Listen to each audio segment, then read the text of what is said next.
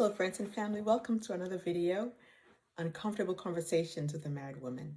In this episode, we're going to talk about children.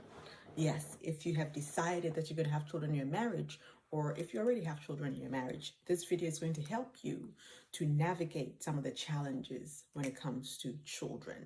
Okay? So if you're interested, grab a snack, grab a drink, and let's talk about this. So a lot of people raise children in the way that they feel like they were raised when they were growing up, or they feel like they should have been raised when they were growing up. And that's usually what determines how children are raised in a family, okay? But I'm going to challenge you to think of it a different way. So you want to, between the two of you, hopefully before the children are born or soon after, decide who is going to be the disciplinarian, because children will push you to that limit. You want to have a rhythm of the schedule of the children. You have to have some kind of a schedule, and it has to be a rhythm that is repeated, every day, so that the expectation is set for both you and your spouse and for the children. You want the children to see that you and your spouse are on the same page. If you always are arguing in front of the children, or if you're always saying things opposite of what the other spouse said, you're not on the same page, and children will take advantage and exploit it. You want to show your kids that your spouse is your priority, that they can't wedge between the two of you. And you want to show the kids love, hugs, and kisses all the time. They have to know that they're loved. Okay. So the very first point, who's going to be the disciplinarian? My husband and I didn't discuss it, but when he was growing up, his mother was a disciplinarian. When I was growing up, again, I lived in so many different houses, but most of the time it was a woman. Consistency is very important. It has to be communicated. If you do this thing wrong, however many times, this is a consequence, and you must exercise that consequence every time. If you miss one time, the child can easily revert and think, okay, they didn't mean it, or they don't mean what they say. And it's very important that the children know that if you say it, you will do it. It's very important, so that they know that your word is bond, and that they know what to expect when you say something. So that's important. The disciplinarian who does it, and basically the requirements or the guidelines or the rules of engagement, so to speak. The second thing is a schedule. You all have to set a schedule so that the kids know what to expect. What time you go to bed, what time you wake up. In between the waking up and the going to bed, what happens. My children, when they were toddlers, the schedule was, you wake up at 8, the kids wake up at 8. So they kind of knew when you wake up, you stay in your room until I come get you. Because I start work 6 o'clock, 6:30, whatever it is, if I'm remote, and there are things that I'm doing. So if you wake up and you're back and forth, I can't work, and I'm going to be distracted, and you don't want mommy to be distracted, because you don't like mama's attitude when she's distracted. So I made sure that they had a schedule, that they're aware of the schedule. They couldn't tell the time, but they knew if you come out of your room before I come get you, I put you back in there. Okay. So when they wake up, I come get them, make sure they brush their teeth, change from their PJs into their regular clothes. If we're going to daycare, we go and have breakfast at the table, not breakfast sitting in front of the TV. Very important. At the table, where you're looking at me, I'm looking at you, and I'm having breakfast at the same time. We're doing it together as a family. And when we're leaving, everything that you have to, take, they take what they want to take. We get everything together, get into the car, get where they're going. If it was the day they're staying at home, I made sure that the schedule was, so after you eat, you get your books, you read, you have some playtime with your toys, you do that. And that's usually a couple of hours, hour and a half. At least a couple of hours. You get a snack. You sit at the table to eat your snack. Once you're done with the snack, you get to watch 2 or 3 TV programs of 30 minutes each. Dora, Word Girl or something of the sort. Sesame Street, Barney, and they knew. These are toddlers I'm talking about, but even when they were infants, we had this rhythm, so by the time they were toddlers, they were used to it. But they knew this is how many you're watching, and that's it. You don't get to watch indefinitely. And usually by the time they're done with that, it was lunchtime. So while they're eating lunch, I'm still working. And when they're done with lunch, we go to the playground. They were allowed 30 minutes at the playground, and of course, walking there, 15 minutes, walking back, 15 minutes. So it's 1 hour altogether. Of course, I had my work phone with me, but that's, my lunchtime. And then when we get back, you wash your hands, of course, and you take a nap. It was nap time when we go back from the playground. It was nap time.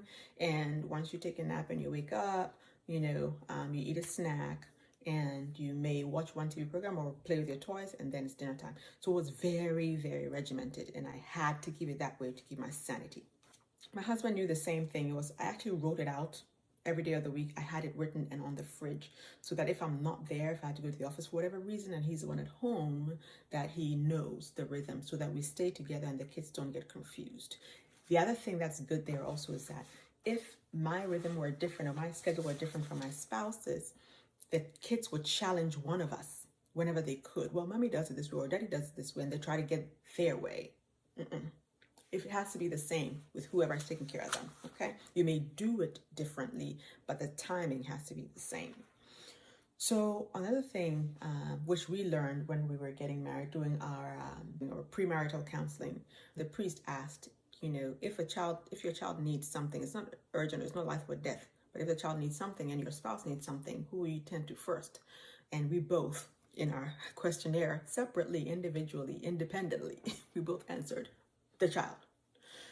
That was one common thing that we answered, that the priest said, that is going to give the child ammunition to wedge themselves in between the two of you.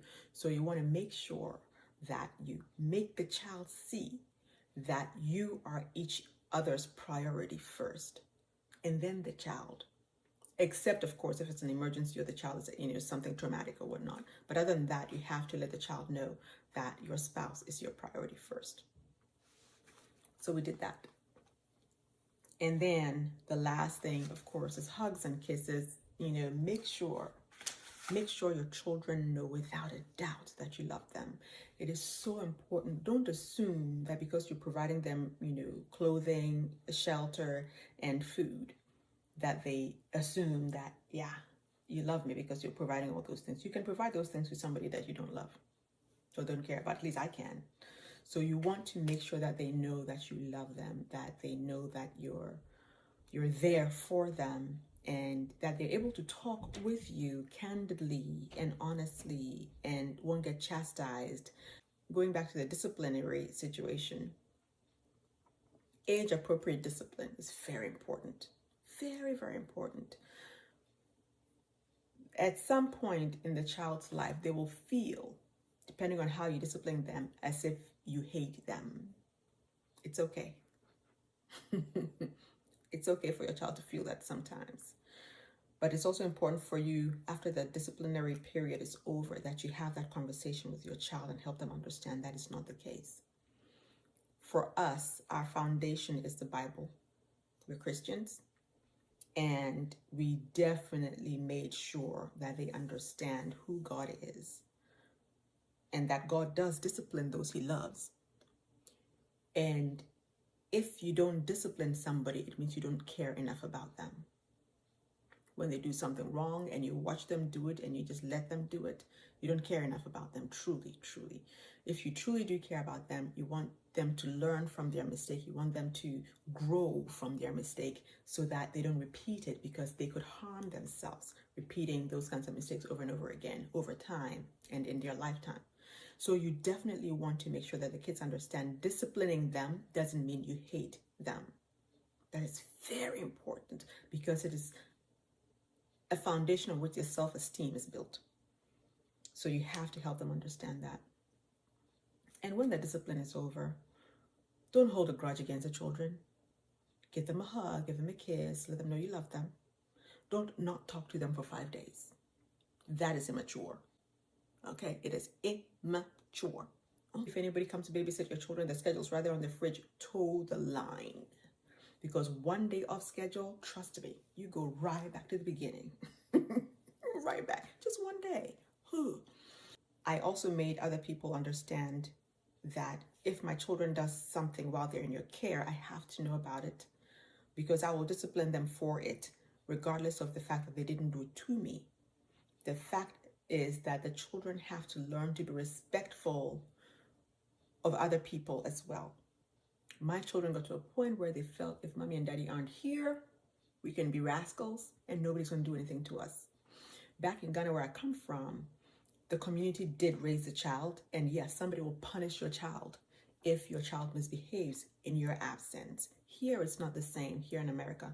So what I had to do was make sure that the daycare person, church people, tell me specifically what my child has done. And when we get home, you will definitely face your punishment, so that you get to understand that even in my absence, I expect for you to behave yourself. Because if you don't, it's a disgrace not to just to you, but to myself as well. And we're not doing that. We are absolutely not doing that. So that's how I raised my children, and it worked, and they're fantastic human beings right now, and just a joy to be with. So hopefully that'll help you out. If you have any questions, let me know. Again, I have all my contacts right there below the screen. So